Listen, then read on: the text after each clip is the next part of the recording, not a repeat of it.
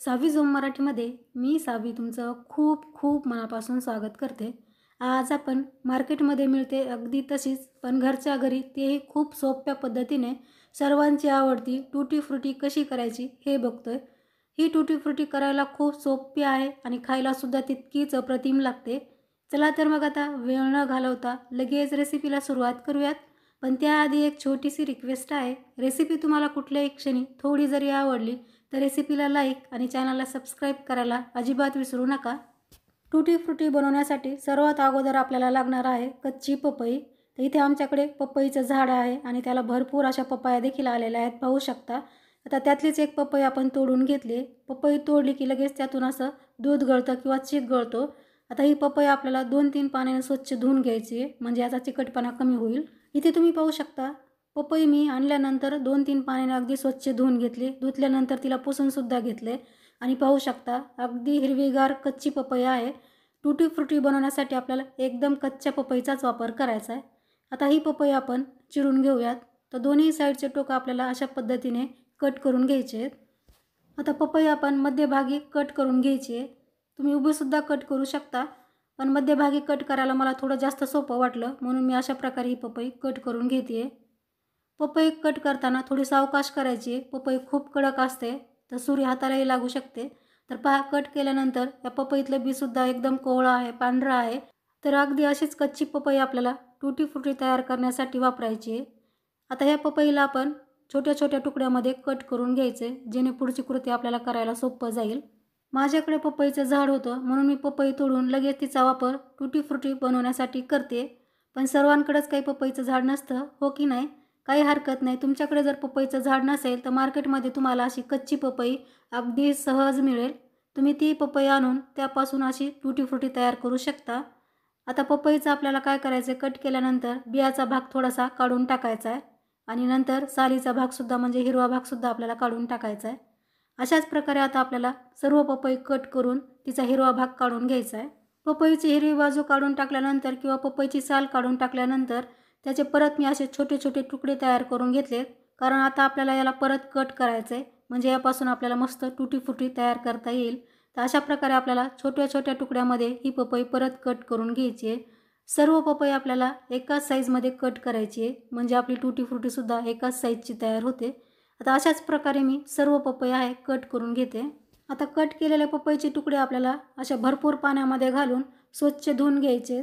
पपईला चिकटपणा असतो तर हे तुकडे सुद्धा असे चिकट लागतात। तर 2-3 पाण्याने आपल्याला अशा प्रकारे याला स्वच्छ धुवून घ्यायचे। आता गॅसवरती मोठ्या पातेल्यामध्ये पाणी उकळायला ठेवायचे। पाण्याला छान उकळी आल्यानंतर त्यामध्ये आपण स्वच्छ धुवून घेतलेले पपईचे तुकडे घालायचे आणि गॅस फुल ठेवून आपल्याला ही पपई किंवा हे तुकडे 5 ते 6 मिनिटे शिजवून घ्यायचे। तर खूप जास्त याला शिजवायचं नाही, 5 ते 6 मिनिटांमध्ये हे तुकडे छान शिजले जातात। 5 ते 6 मिनिटानंतर तुम्ही पाहू शकता पपईचे तुकडे आपले हलकेसे ट्रान्सपरंट झालेत। इतकेच आपल्याला आता हे तुकडे शिजवून घ्यायचे, खूप जास्त याला या स्टेजला शिजवायचं नाही। आता आपण गॅस बंद करून घेऊयात आणि हे तुकडे या पाण्याच्या बाहेर उपसून घेऊयात म्हणजेच काढून घेऊयात। तर मी अशा प्रकारच्या झाऱ्याने हे तुकडे या पाण्यातून उपसून घेते। तुम्ही एकदम मोठ्या चाळणीवरती हे तुकडे ओतून घेतले तरी सुद्धा चालेल म्हणजे त्यातलं पाणी वेगळं होईल। आता परत गॅसवरती मोठं पातेलं ठेवायचं आहे आणि त्यामध्ये 1 किलो साखर टाकायची। माझी पपई 1.5 किलोपेक्षाही मोठी होती म्हणून मी इथे 1 किलो साखरेचा वापर केला आहे। तर जेवढी साखर आपण यामध्ये घातली आहे तितकंच पाणीसुद्धा आपल्याला घालायचं आहे। आता गॅस चालू करून फ्लेम आपल्याला सुरुवातीला फुल ठेवायची आणि साखरेला असं सतत हलवत राहायचं आहे जेणेकरून या पाण्यामध्ये साखर लवकर विरघळेल आणि खालीही लागणार नाही। तुम्ही इथे पाहू शकता पाक आपला मस्त उकळायला लागला आहे। यातली साखर विरघळल्यानंतर हा पाक मी मिडियम गॅसवरती 3 ते 4 मिनिटे शिजवून घेतला आहे। आता आपण लगेच यामध्ये तयार केलेले पपईचे तुकडे टाकून घ्यायचे आहेत। आता फ्लेवरसाठी यामध्ये आपल्याला 3-4 थेंब व्हॅनिला इसेन्सचे टाकायचे आहेत। तुमच्याकडे व्हॅनिला इसेन्स नसेल तर तुम्ही तुमच्या आवडीनुसार कुठलेही इसेन्स तुम्ही यामध्ये वापरू शकता किंवा थोडीशी विलायची देखील यामध्ये कुटून घालू शकता फ्लेवरसाठी। आता आपण हे छान मिक्स केल्यानंतर गॅस आपल्याला फुल ठेवायचा आहे आणि फुल गॅसवरती हे परत 8 ते 10 मिनिटे शिजवून घ्यायचे। 8 ते 10 मिनिटे हे पपईचे तुकडे मी या पाकामध्ये अगदी छान शिजवून घेतलेत। तुम्ही पाहू शकता या तुकड्याचा रंगही बदलला आहे आणि तुकडे मस्त ट्रान्सपरंट झालेत म्हणजे छान शिजलेत। अशाच प्रकारे आपल्याला हे तुकडे शिजवून घ्यायचे म्हणजे टूटी फ्रुटी आपली अगदी परफेक्ट बनते। आता लगेच गॅस बंद करायचा आहे आणि हे तुकडे आपल्याला पूर्णपणे थंड करून घ्यायचे। पपईचे तुकडे पूर्णपणे थंड झाल्यानंतर अशा प्रकारे मी 5 बाउलमध्ये काढून घेतलेत, कारण टुटी फ्रुटी मला 5 कलरमध्ये तयार करायचे. तर सुरुवातीला आपल्याला अगदी थोडासा यामध्ये फूड कलर ॲड करायचा आहे. तर रेड कलर मी यामध्ये ॲड केलेला आहे आणि मिक्स करून घेते. आता थोडासा ऑरेंज कलर मी यामध्ये मिक्स करते. कलर इथे तुम्ही तुमच्या आवडीप्रमाणे देखील वापरू शकता. फक्त कलर आपल्याला खाण्याचे वापरायचे आहेत आणि अगदी थोड्याशा कलरचा वापर करायचा आहे. खूप जास्त तुम्ही यामध्ये कलर ॲड केले तर त्याला थोडासा खारटपणा येऊ शकतो. तर आता अशाच प्रकारे आपण सर्व कलर मिक्स करून घ्यायचे आहेत. आता चौथ्या कलरसाठी मी इथे पाव चमचा हळद घेतलेली आहे, कारण 3च कलर माझ्याकडे होते आणि चौथ्या कलरसाठी मी हळदीचा वापर करते. म्हणजे मग ही टुटी फ्रुटी आपली मस्त येलो कलरची तयार होईल. तुम्ही पाहू शकता सर्व कलर मी छान मिक्स करून घेतलेत. ग्रीन, येलो, ऑरेंज, रेड आणि हा आपल्याला व्हाईट ठेवायचा. यामध्ये मी कलर मिक्स केलेला नाही. आपल्याला ही टुटी फ्रुटी पांढऱ्या रंगाची बनवायची आहे. आता हे आपल्याला असंच रात्रभर साईडला ठेवून द्यायचं आहे, जेणेकरून यामध्ये कलर जे आहेत अगदी छान मुरतील. आता यावरती झाकण ठेवायचं आहे आणि रात्रभर ही टुटी फ्रुटी मुरण्यासाठी साईडला ठेवून द्यायची. दुसऱ्या दिवशी सकाळी तुम्ही पाहू शकता यामध्ये कलर्स जे आहेत अगदी छान मुरलेले आहेत. रात्रभर आपण याला पाकामध्ये ठेवल्यामुळे यामध्ये पाक अगदी आतपर्यंत गेला आणि याची साईजही डबल झालेली आहे, पाहू शकता. आता आपल्याला ही टुटी फ्रुटी पाकातून वेगळी करायची आहे. त्यासाठी आपल्याला अशा प्रकारची चाळणी घ्यायची आणि त्यावरती आपल्याला ही टुटी फ्रुटी ओतून घ्यायची आहे, म्हणजे यातला पाक वेगळा होईल आणि टुटी फ्रुटी आपली पटकन सुकेल.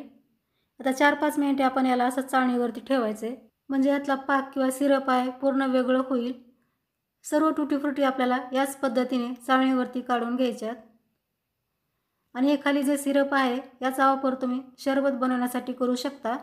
तसंही आता उन्हाळ्याला सुरुवात झालेली आहे आणि उन्हाळ्यामध्ये आपण शरबत बनवून पितो, तर तुम्ही हे सिरप फ्रीजमध्ये स्टोअर करून ठेवू शकता आणि जेव्हा तुम्हाला शरबत बनवून प्यायचं आहे तेव्हा या सिरपचा वापर करून मस्त रंगीबिरंगी शरबत तुम्ही बनवून पिऊ शकता. इथे तुम्ही पाहू शकता सर्व टुटी फ्रुटी मी प्लेटमध्ये काढून घेतलेली आहे. आता ही टुटी फ्रुटी आपल्याला सुकवून घ्यायची आहे. तर टुटी फ्रुटी आपल्याला घरातच फॅनखाली सुकवायची आहे, उन्हामध्ये याला अजिबात ठेवायचं नाही. उन्हात जर तुम्ही टुटी फ्रुटी सुकवण्यासाठी ठेवली तर त्याचा रंग आहे तो उडू शकतो. त्यासाठी आपल्याला ही टुटी फ्रुटी फॅनखालीच सुकवून घ्यायची आहे. ही टुटी फ्रुटी लवकर सुकण्यासाठी एखाद्या प्लेन पेपरवरती सुद्धा तुम्ही याला पसरवून घेऊ शकता, जेणेकरून टुटी फ्रुटी लवकर सुकेल. तर 1 दिवसानंतर तुम्ही पाहू शकता टुटी फ्रुटी आपली छान सुकलेली आहे आणि अगदी मस्त आपली टुटी फ्रुटी तयार झाली आहे. पहा, मार्केटमध्ये मिळते अगदी तशीच ही टुटी फ्रुटी तयार झाली आहे. मी तर म्हणेन की त्याहीपेक्षा एकदम सुंदर आणि टेस्टी आपली ही टुटी फ्रुटी तयार झाली आहे. ही टुटी फ्रुटी तुम्ही एकदा बनवून फ्रीजमध्ये स्टोअर देखील करून ठेवू शकता, बिलकुल खराब होत नाही आणि हवं तेव्हा हिचा वापर करू शकता. केक बनवताना तुम्ही याचा वापर करू शकता. आईस्क्रीमवरती सुद्धा तुम्ही ही टुटी फ्रुटी टाकू शकता. करायलाही खूप सोपी, खायलाही मस्त टेस्टी लागते. तर तुम्ही सुद्धा आता नक्की ट्राय करून पहा. स्वस्तात मस्त अशी ही रेसिपी आहे. ट्राय करून पहा आणि रेसिपी तुम्हाला कुठल्याही क्षणी थोडी जरी आवडली तर रेसिपीला लाईक शेअर करा. चॅनलवरती पहिल्यांदाच आला असाल तर चॅनल सबस्क्राईब करून समोरील बेल आयकॉनवरती क्लिक करा, म्हणजे माझ्या येणाऱ्या नवीन रेसिपीचं नोटिफिकेशन तुम्हाला सर्वात अगोदर मिळेल. तर लवकरच भेटू आणखी एका अशा छानशा रेसिपीसह. तोपर्यंत मस्त खा आणि हेल्दी राहा. धन्यवाद.